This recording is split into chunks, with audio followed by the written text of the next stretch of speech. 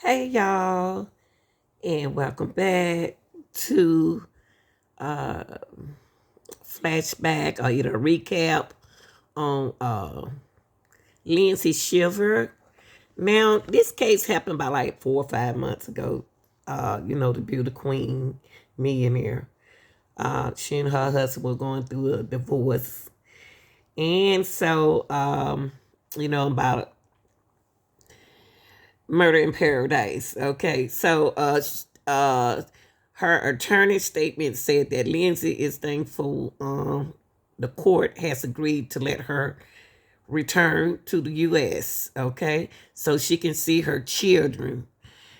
Her attorney will continue to prepare for trial, and we look forward to vigorously defending Lindsey because she is innocent. Now, she the one that they was going to go on a trip. They were going through a divorce, okay?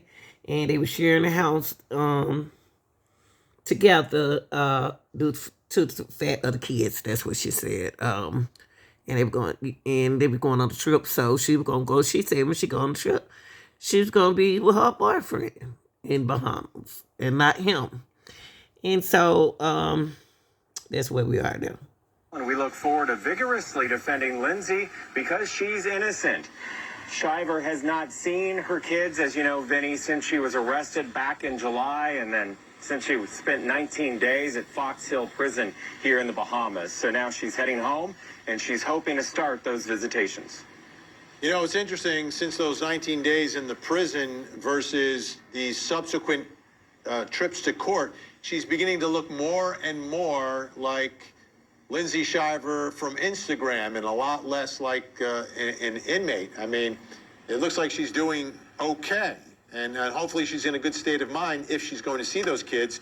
Now, you mentioned that we heard from Robert today inside the courtroom. How did that play out? In a lot of ways. He was sworn in. He had his attorney by his side. He was back in the States, so he appeared via Zoom. And this is what he told the court when he was asked. He said that after reviewing the indictment and the situation was close to happening. He was concerned for his safety of himself.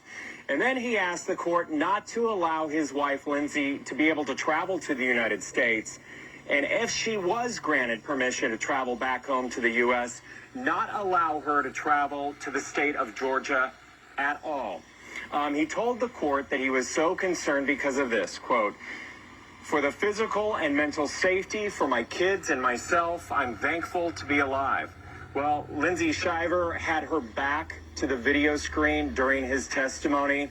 She didn't look up at it. I did notice from time to time she was looking down, shaking her head in disagreement with what he was saying about his safety, and also anytime really that he mentioned the kids. I think that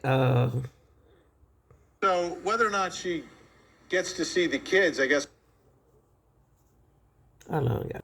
My thing is, if they was getting a divorce, I think he was. I don't even know it's the murder for hire. It was serious, but now he feel like having her around, he's not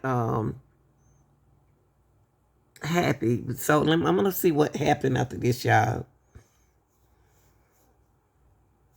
Speak today.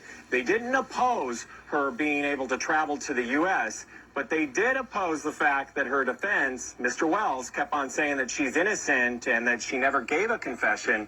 So they wanted to set the record straight, and they read from the affidavit. Here's part of it.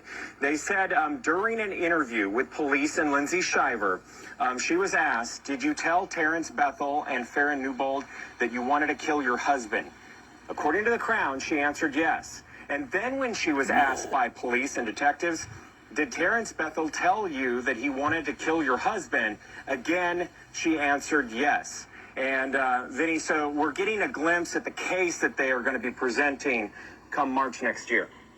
Yeah, in my essential step, like buying a weapon or setting up an exact time. But we'll see how that all plays out.